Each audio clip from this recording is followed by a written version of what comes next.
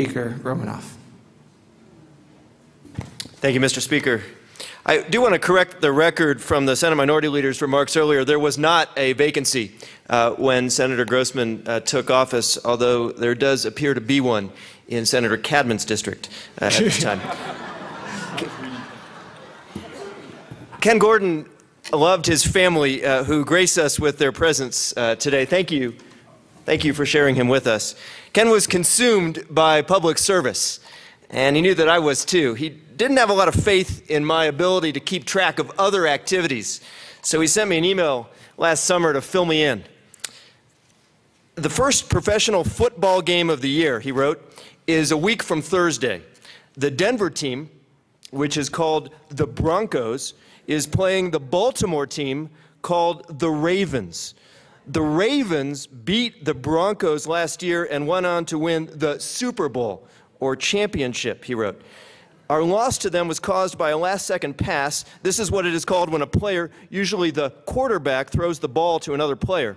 So when discussing this, he said it would be appropriate to look sad, but still defiant.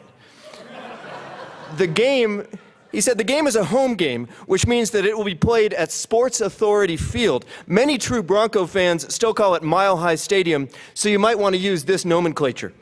Following the game, he said, you should know the score and the 2 or 3 crucial plays. These are what are the episodic events of the game are called. During the football season, it is usually considered appropriate to start conversations with, how about them Broncos? And then he said, I will keep you informed. Ken liked to have the last word in most of our conversations, and I want to offer him that honor today. A few weeks before he died, Ken sent me and a lot of you another email. The subject line read, shall not perish from the earth. This is, in part, what he wrote. Starvation, disease, and exposure killed nearly 2,500 American soldiers at Valley Forge during the winter of 1777 and 1778. At Omaha Beach during the Normandy landings in World War II, German soldiers manned machine guns in concrete bunkers that were nearly impervious to the weapons that the Americans had with them that day. Approximately 2,500 American soldiers were killed as they struggled to get from their landing craft to the beach. Democracy, Ken wrote, democracy, the sovereignty of the people, did not just materialize on the North American continent. It was created by people who knew the alternative and were willing to sacrifice for it. And yet, many Americans have not paid any price for our form of government. They don't know its value. Rome had a republic. Athens had a democracy. They were both lost. Ken said, there is no guarantee that democracy will survive. The key point in implementation of democracy is the election.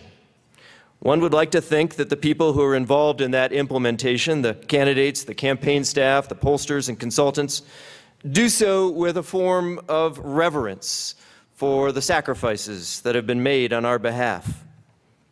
What would that look like? Well, Ken said campaigns would be honest. They would not try to portray their opponent as less deserving than she is. Campaigns would honor merit. They would not try to win an election solely by outspending the other side.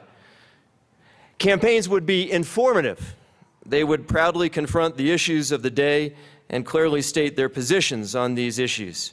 So, are campaigns honest, reflective of a candidate's merit, and informative? Well, no. Of course they aren't.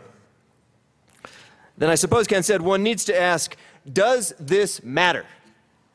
The answer, he said, is yes. And then he wrote, in fact, yes, in bolds and all capitals. Ken was a walking exclamation point.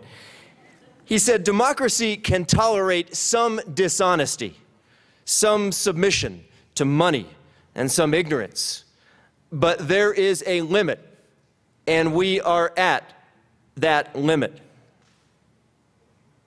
Democracy needs a critical mass of people who respect it and believe in it for it to survive.